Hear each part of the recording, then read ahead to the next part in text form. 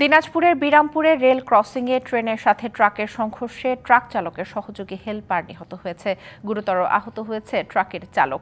এদিকে ঢাকা ভাঙ্গা এক্সপ্রেসওয়ের মাদারীপুরে সড়ক দুর্ঘটনায় 2 জন নিহত হয়েছে।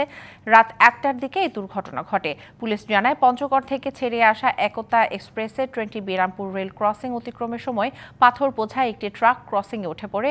এ সময় ট্রেনের ধাক্কায় দুমড়ে মুচড়ে যায় ট্রাকটি। ঘটনাস্থলে ট্রাক চালকের সহযোগীর মৃত্যু হয়। গুরুতর আহত ট্রাক চালক আরিফকে উদ্ধার করে দিনাজপুর মেডিকেল কলেজ হাসপাতালে পাঠানো হয়। দুর্ঘটনার পর সকাল থেকে ট্রেন চলাচল স্বাভাবিক হয়। এদিকে ঢাকা ভাঙ্গা এক্সপ্রেসওয়ের মাদারীপুরের শিবচরে সড়ক দুর্ঘটনায় 2 জন নিহত হয়েছে। ঢাকাগামী পিকআপটিকে মুন্সিবাজারের একটি অজ্ঞাত গাড়ি তাদের পেছন থেকে ধাক্কা দেয়। এতে পিকআপটি রাস্তার পাশে পড়ে গেলে ঘটনাস্থলে বাচ্চু মারা যায়। পরে পুলিশ মানিককে উদ্ধার করে হাসপাতালে নিলে চিকিৎসক তাকে মৃত ঘোষণা করেন।